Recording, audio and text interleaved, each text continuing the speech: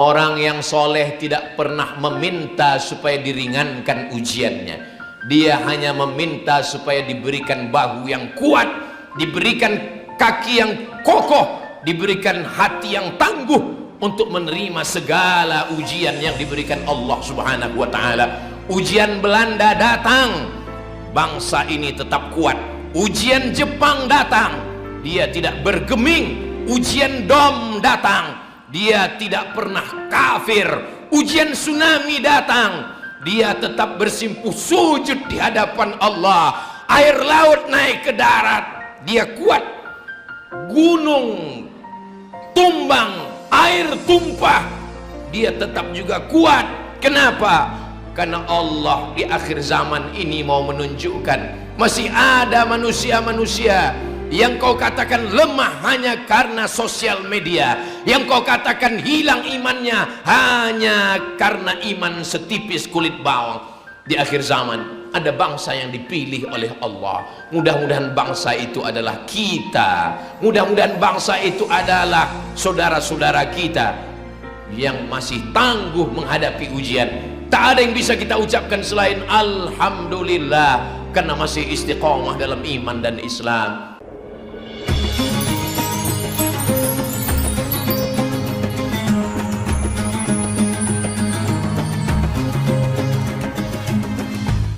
Assalamualaikum warahmatullahi wabarakatuh.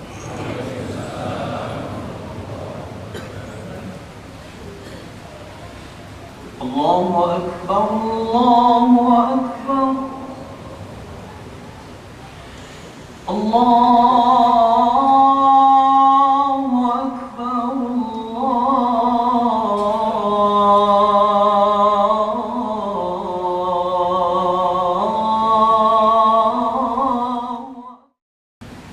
Alhamdulillah, wassalatu wassalamu ala rasulillah. Ashhadu an la ilaha illallah wahdahu la syarika lah, wa ashhadu anna sayyidana Muhammadan abduhu wa rasuluh la nabiyya ba'dah. Allahumma salli ala sayyidina Muhammadin an-nabiyil ummi wa ala alihi wa sahbihi wa barik wa sallim. Qala Allah ta'ala fil Qur'anil azim wa huwa asdaqul qailin. A'udzu billahi minasy syaithanir rajim. Ya ayyuhalladzina amanu taqullaha haqqa tuqatih wa la tamutunna illa wa antum muslimun. Wa qala ta'ala fi ayatin ukhra, ya ayyuhalladzina amanu taqullaha wa qulu qawlan sadida yuslih lakum a'malakum wa yaghfir lakum dhunubakum wa man yuti'illaha wa rasulahu faqad faza fawzan 'azima. Ibadallah, usikum wa nafsi bi taqwallahi wa ta'atihi faqad fazal muttaqun. Hadirin jamaah Jumat yang dimuliakan Allah Subhanahu wa ta'ala. Ahasiban nasu ayyutraku ayyaqulu amanna. Apakah manusia itu dibiarkan begitu saja mereka mengatakan amanna, kami beriman, wa hum la yuftanun, lalu mereka tidak diuji? Allah bertanya kepada kita semua, apakah manusia itu dibiarkan begitu saja mengatakan kami mukmin, kami muslim, kami beriman, wa hum la yuftanun, lalu mereka tidak diuji? Maka semua yang mengaku kami beriman, di saat itu dia sedang mengatakan ujilah aku. Ketika kita berani mengatakan aku beriman, maka saat itu kita sebenarnya sedang mengatakan ujilah aku.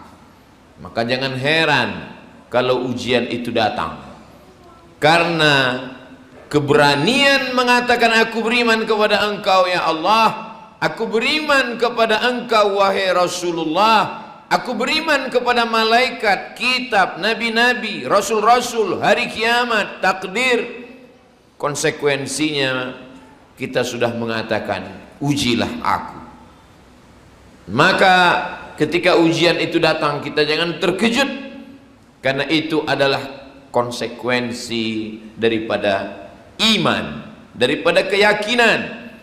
Namanya kita sebut di dalam sholat subuh, zuhur, asar, maghrib, isya, qabliyah, ba'diyah, tahajud, witir, doa, tasbih.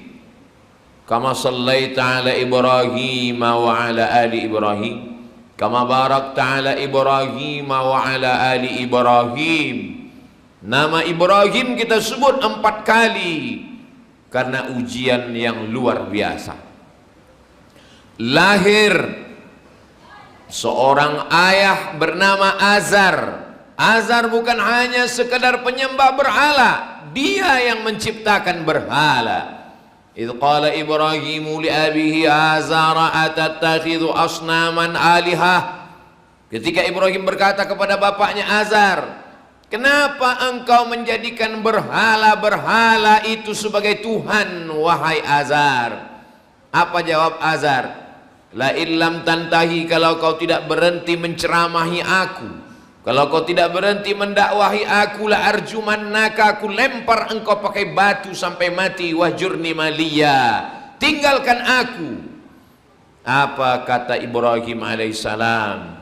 Sa'astaghfiru laka rabbi, aku akan tetap memintakan ampun kepada Allah untukmu, wahai Azar. Innahu kana bi hafiyya, sesungguhnya Allah itu amat sangat denganku dan dia akan mengabulkan segala doa-doa.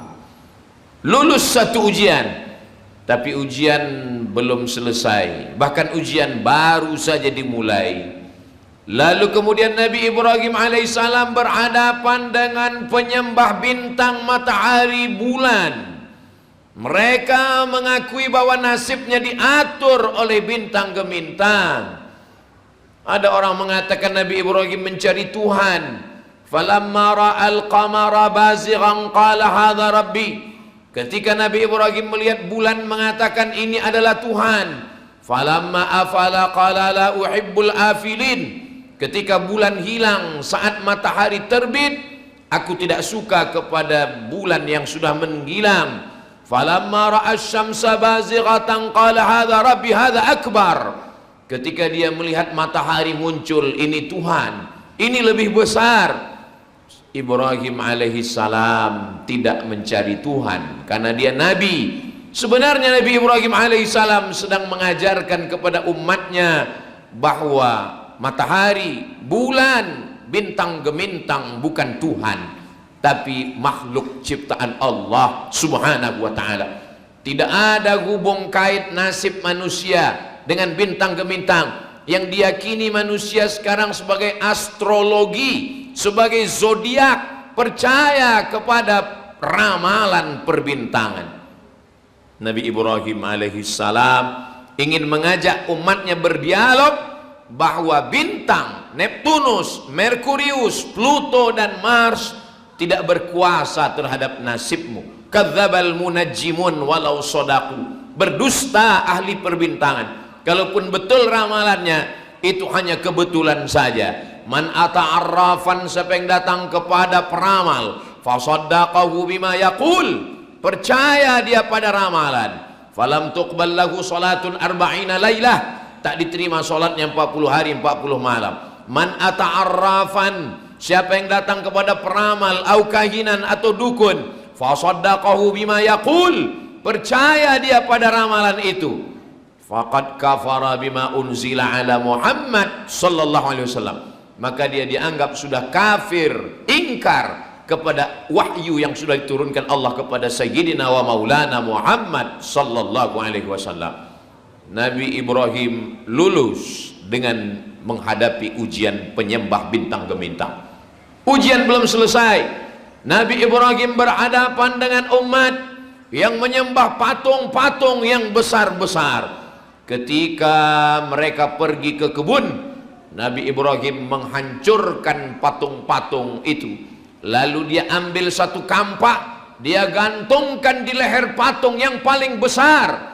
Setelah mereka pulang dari kebun, mereka melihat tempat ibadah mereka hancur, bertebaran, berserakan, berkeping.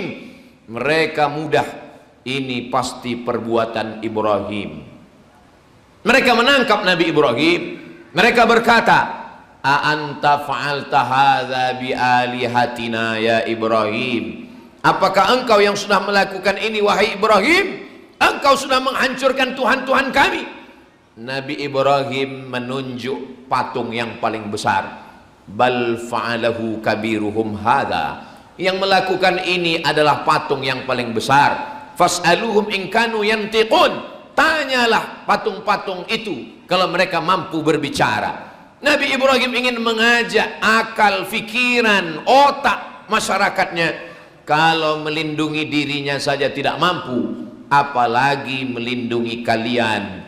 Tapi yang namanya manusia, kalau dia kalah dengan argumentasi, kalah dengan otak, dia akan gunakan ototnya. Mereka menganiayanya, berhadapan bukan dengan masyarakat, berhadapan bukan dengan pemimpin yang biasa, berhadapan dengan orang yang berkuasa 400 tahun lamanya.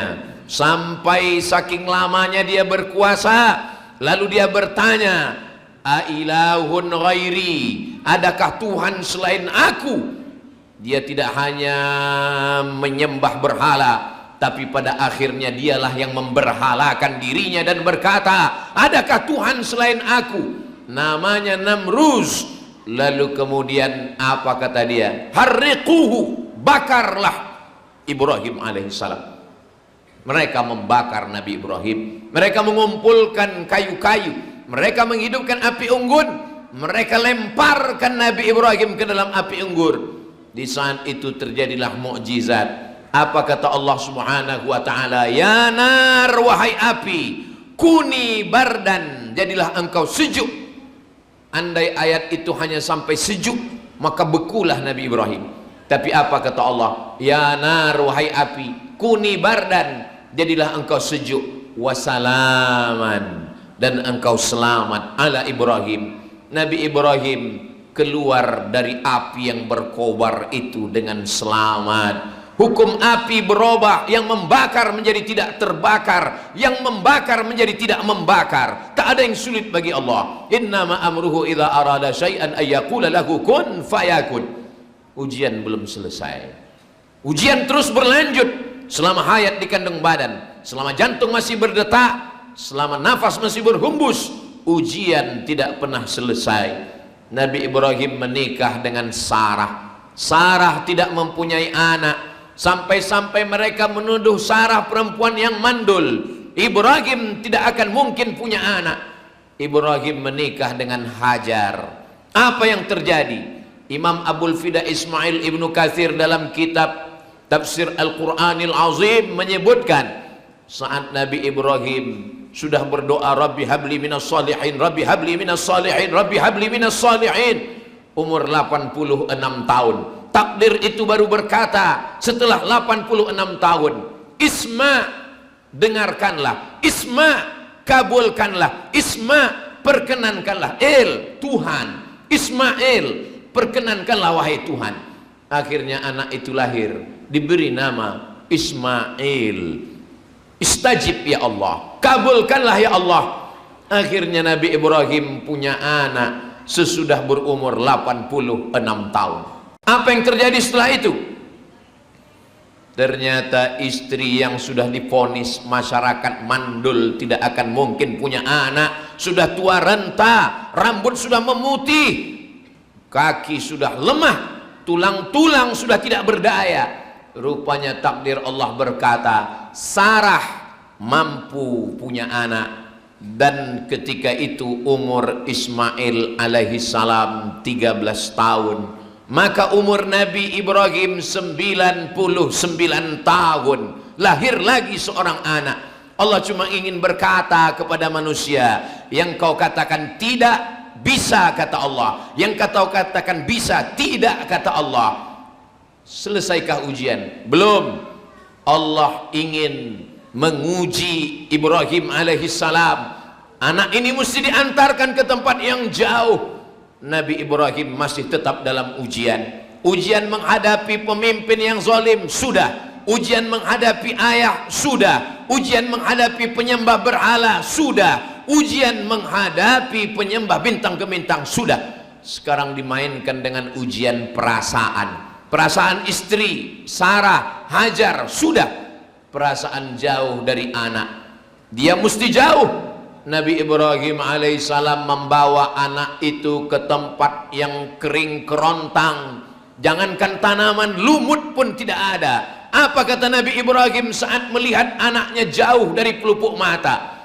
Askantu min zurriyati, aku tinggalkan anakku, buah hatiku, belayan jiwaku, biwadin ghairi dhi zar'in, di sebuah lembah yang tak ada tanam-tanaman, inda baitikal muharram, di samping rumahmu yang mulia ya Allah. Nabi Ibrahim kembali ke Palestina, sementara Hajar dengan Ismail tinggal di lembah yang amat sangat panas itu. Air sudah mengering, tidak ada minuman. Ujian tidak hanya datang kepada Ibrahim alaihissalam, ujian itu datang kepada anak bayi yang tidak berdosa. Apa dosa Ismail? Apa salah Ismail? Ismail bayi, belum akil balik, dia kehausan. Tapi Hajar bukan wanita lemah, Hajar bukan orang yang berpangku tangan. Hajar melangkah ke bukit Sofa, tidak ada air. Ke bukit Marwah, tidak ada air. 500 meter dia pergi berjalan, ternyata air itu bukan datang dari tumit kaki yang berjalan. Air tidak keluar dari tumit kaki yang melangkah, air tidak memancar dari tumit kaki yang berlari. Air itu keluar dari tumit kaki bayi yang belum bisa berdiri. Di saat Hajar sudah kembali dari bukit Sofa, dia kembali dari bukit Marwah, dia lihat air keluar dari tumit anaknya Ismail alaihissalam. Apa kata Hajar? Zamzam, zamzam, berkumpullah wahai air, berkumpullah wahai air. Allah ingin mengajarkan kepada kita, jangan sangka ujian itu hanya datang pada orang yang dewasa. Anak kecil pun diuji. Jangan katakan ujian itu datang pada laki-laki yang gagah perkasa. Perempuan yang lemah pun diuji. Padahal suaminya Nabi, padahal anaknya Nabi, dia tidak mengenadahkan tangan ke atas langit. Hajar tidak meneteskan air mata. Dia berjalan, dia berusaha, dia berlari. Walaupun air itu tidak ada di bukit Sofa, air itu tidak ada di bukit Marwah, air itu ada di tumit anak kaki kecil yang belum pandai berjalan. Selesaikah ujian? Belum. Ujian masih terus. Falamma balagha ma'ahu sa'ya, ketika sudah sampai usia remaja, Nabi Ibrahim bermimpi. Ya bunayya, wahai anakku, wahai kesayanganku, inni ara fil manam, aku lihat dalam mimpiku, anni azba'uka, aku menyembelih lehermu, fanzur madza tara, apa pendapatmu wahai anakku. Sekarang di waktu yang sama, dua manusia sedang diuji. Ayahnya bernama Ibrahim, anaknya bernama Ismail, istrinya bernama Hajar. Hajar yang mengandung, Hajar yang melahirkan, Hajar yang menyusukan, Hajar yang membesarkan. Tapi ujian ini akan terus datang silih berganti. Ketika Nabi Ibrahim alaihissalam sudah membawa anaknya ke atas bukit Jabal Qurban, watallahu lil jabin, pisau itu sudah terasa dinginnya, sejuknya di kulit leher Ismail. Fafadainahu bidzibhin azim, kami menebus dengan sembelihan yang besar. Ibrahim, Ismail, Sarah, Hajar, Ishak bukan hanya seorang yang lulus ujian, tapi keluarga yang lulus ujian. Itulah kenapa nama mereka kita sebut kama sallaita ala Ibrahim wa ala ali keluarga Ibrahim, kama barakta ala sayyidina Ibrahim wa ala ali sayyidina Ibrahim. Episode Ibrahim sudah selesai, tapi ujian kehidupan belum. Lahir pelanjutnya, Musa alaihissalam. Musa tidak dilahirkan di permadani empuk. Musa tidak berada dalam selimut sutra, belum lagi lahir ke atas dunia. Seorang raja angkuh, sombong, sedang mencari-cari anak kecil yang dilihat dalam mimpi bahwa akan ada anak yang merampas kekuasaan kerajaannya. Karena Fir'aun bermimpi Dalam mimpinya dia melihat ada anak kecil yang menarik mahkotanya. Lalu dia kumpulkan dukun-dukun, penasehat-penasehat spiritualnya. Apa agaknya arti makna mimpi ini? Kata dukunnya berkata, ada anak kecil yang lahir tahun ini dan dia akan merampas kekuasaanmu. Semua anak-anak kecil yang dilahirkan di tepian sungai Nil disembelih. Yudhabbi'una abna'akum, dia menyembelih anak-anak laki-laki. Wa yastahnuna nisa'akum, anak perempuan dibiarkan hidup karena bukan ancaman. Apa salah anak kecil? Anak kecil yang tak berdosa, anak kecil yang tak tahu apa-apa, anak kecil yang tidak bisa berbicara, tapi mereka disembelih oleh penguasa yang zalim. Apa kata ibu Nabi Musa alaihissalam? Allah berfirman, wa auhayna ila ummi Musa, kami kirimkan ilham kepada ibu Nabi Musa, an ardi'i, susukan anakmu. Fa inni khifti alaihi, kalau kau takut anakmu nanti akan disembelih oleh Fir'aun dan bala tentaranya. Fa alqihi fil yammi, hanyutkan dia ke sungai Nil. La takhafi, jangan kau takut. Wa la tahzani, jangan kau sedih. Inna radduhu ilaik, kami akan mengembalikannya kepadamu. Wa ja'iluhu minal mursalin, kami akan menjadikannya salah satu dari rasul-rasul kami. Tidak ada satupun ayat bercerita tentang ayah Nabi Musa yang gagah, yang perkasa, yang kuat, yang bertenaga. Seorang perempuan yang katanya lemah, tapi dia perempuan yang luar biasa. Di balik sosok Musa yang bisa memukulkan tongkatnya memancar 12 mata air, Nabi Musa yang membelah Laut Merah, ternyata ada perempuan yang lulus ujian. Perempuan itu menghanyutkan anaknya. Dia tidak takut, dia tidak cemas, dia tidak ngeri, dia tidak khawatir. Anak itu dilepaskan di sungai terpanjang di dunia, menembus Afrika Utara hingga ke lembah Victoria, melewati berbagai negara. Dengan binatang berbisa, anak itu lepas. Anak itu hanyut, bukan ke hutan, bukan ke gurun. Anak itu hanyut ke tempat pemandian istri Fir'aun yang memang sudah lama merindukan seorang anak. Asyah namanya. Ketika dia melihat ada kotak kayu, lalu dia memanggil dayang-dayangnya untuk mengambil kotak kayu itu. Apa gerangan? Ternyata setelah didekatkan ada sesosok bayi. Bayi itu dibawa ke istana Fir'aun. Fir'aun sudah menduga, inilah dia bayi yang akan merampas kekuasaanku.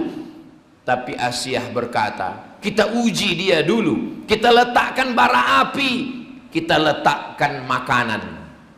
Tangan Musa alaihissalam hampir mengambil makanan. Kalau dia mengambil makanan berarti dia bukan bayi biasa, berarti dia bayi yang bisa berpikir. Allah mengirimkan malaikat sehingga bayi kecil Musa mengambil bara api dan meletakkannya di lidah. Di saat itu Allah membelanya, Allah menolongnya sampai akhirnya dia dewasa. Setelah dia cukup masa untuk keluar dari sarang Fir'aun, dia melihat ada dua sosok manusia sedang berkelahi. Fawakazahu Musa, Nabi Musa meninjunya. Ternyata tenaga Nabi Musa terlalu kuat hingga tentara Fir'aun itu mati. Lalu kemudian Nabi Musa terusir. Itu hanya skenario Allah, itu hanya cara Allah supaya Nabi Musa selamat dari Fir'aun. Selesaikah ujian? Belum, ujian baru saja dimulai. Nabi Musa alaihi salam menantikan tempat yang belum pasti sampai akhirnya dia melihat ada orang yang berjalan, lalu kemudian menunggu antrian mengambil air begitu panjang. Nabi Musa alaihissalam menggeser batu yang menutup sumur tempat air. 30 laki-laki yang besar, yang berotot, yang bertenaga tidak mampu menggeser tempat air itu, tapi batu itu digeser oleh seorang Musa, perempuan yang merasa terhutang budi, menawarkan Nabi Musa untuk kembali ke rumah ayahnya, bertemu dengan Syuaib.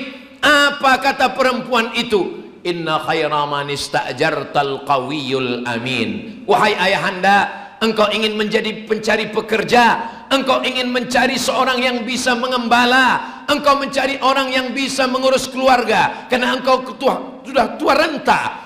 Orang yang bisa menolong itu mesti kuat dan bertenaga, dan dia orang yang amanah. Kata Syuaib, mana orangnya? Inilah orangnya, dia adalah Musa. Dari mana engkau tahu bahwa Musa ini orangnya kuat? Karena tadi kami mengantri ingin mengambil air, dia menggeser batu yang tidak mampu digeser 30 lelaki yang dewasa. Dari mana kau tahu dia laki-laki yang amanah? Saat kami berjalan, kami berada di depan, angin bertiup kencang, lekuk tubuh kami terlihat. Di saat itu dia menyuruh kami berjalan di belakang, karena dia menjaga matanya, menjaga kehormatannya. Perempuan yang menyelamatkan dirinya, tidak ada satupun ayat yang menyebutkan kecantikan anak Syuaib. Apa yang membuat Nabi Musa menikahi anak Syuaib dengan mahar 8 hijaj, 8 tahun, disempurnakan Nabi Musa menjadi 10 tahun mengembalakan kambing-kambing Syuaib. Apa agaknya kelebihan anak Syuaib itu? Tidak ada ayat Quran bercerita tentang tubuhnya, tentang wajahnya, tentang kulitnya. Satu-satunya ayat yang menceritakan kelebihan anak Syuaib adalah tastahyi tamshi ala istihya, tamshi ala istihya, perempuan yang berjalan dengan rasa malu. Perempuan yang berjalan dengan rasa malu layak dipinang dengan mahar 10 tahun mengembalakan kambing ayah-ayahnya. Selesaikah ujian? Belum. Ujian perempuan lulus. Ujian disembelih Fir'aun lulus. Setelah ujian mengembala kambing itu sampai masanya, Allah memerintahkan Nabi Musa alaihissalam pergi menghadap Fir'aun. Idhab ila Fir'aun, pergilah engkau menghadap Fir'aun, innahu tagha, dia sudah melampaui batas. Wa qula lahu qawlan layyina, wa qula lahu qawlan layyina, ucapkan kalimat-kalimat yang lembut, ucapkan kalimat-kalimat yang baik. Mudah-mudahan Fir'aun lembut hatinya. Tapi ternyata Fir'aun tidak pernah dilembutkan dengan kata-kata. Padahal Nabi Musa sudah berdoa, Rabbi syrahli sadri, lapangkan dadaku menghadapi Fir'aun, wa yassirli amri, mudahkan urusanku menghadapi Fir'aun, wahlul uqdatam min lisani, karena lidahnya pernah luka akibat dari arang yang panas.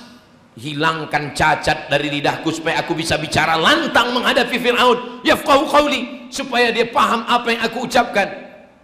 Apa yang terjadi? Nabi Musa ditantang sampai akhirnya Nabi Musa menyeberang Laut Merah. Fir'aun tetap terus mengejar.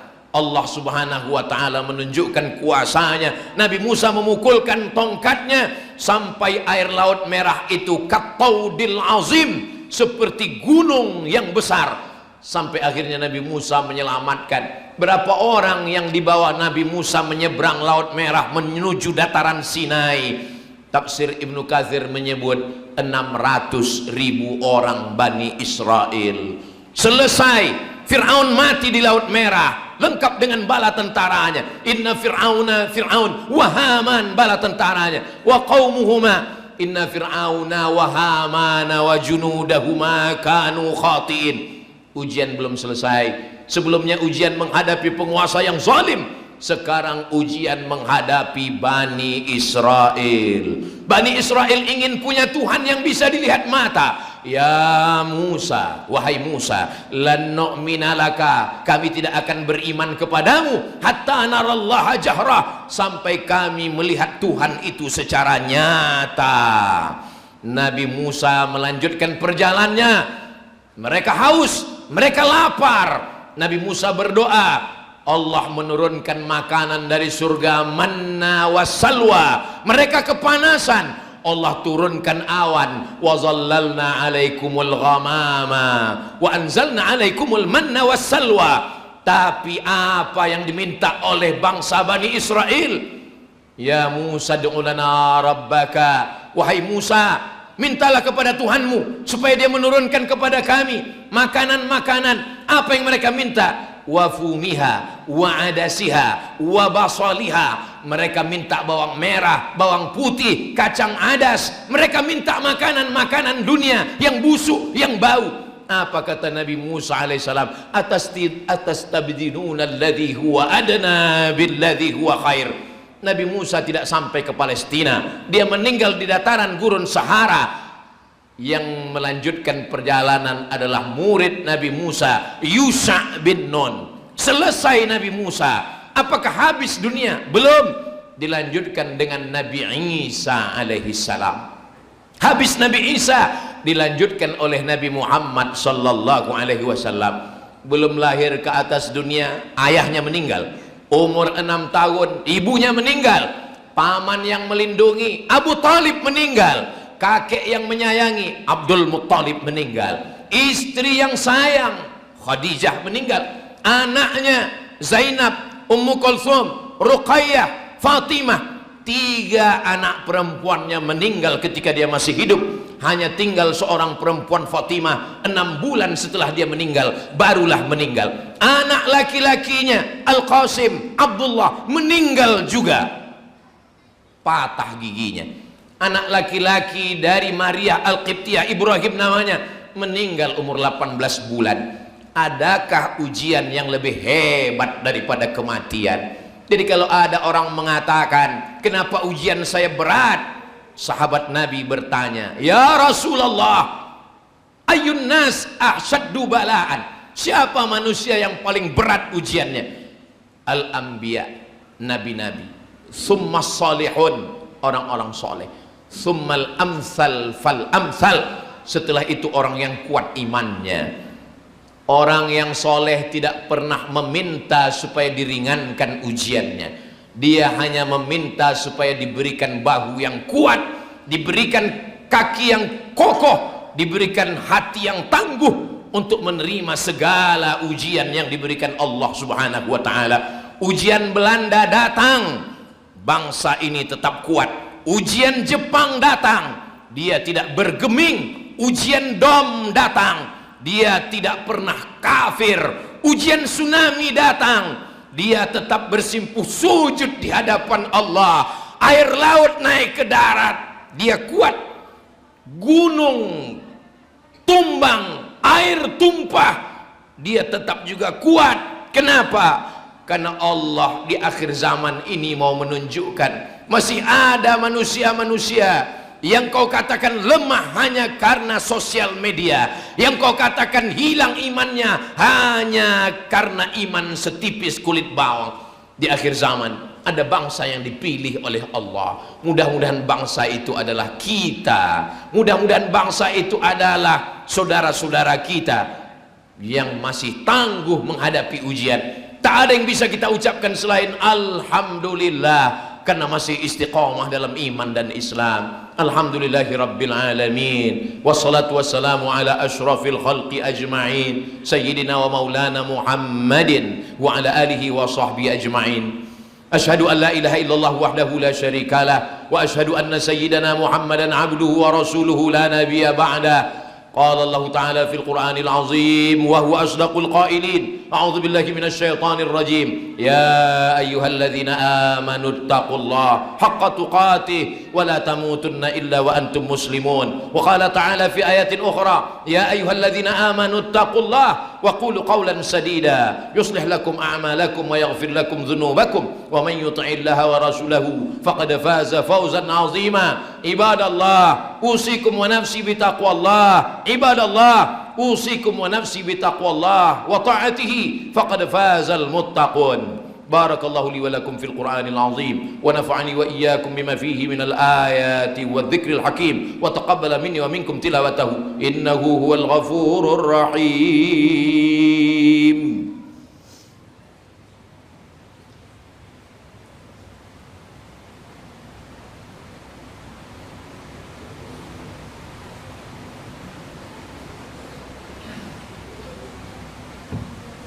Alhamdulillahilladzi bini'matihi tatimmus shalihat wassalatu wassalamu ala sayyidis sadat wa ala alihi wa ashabihi ahlil fadaili wal karamat.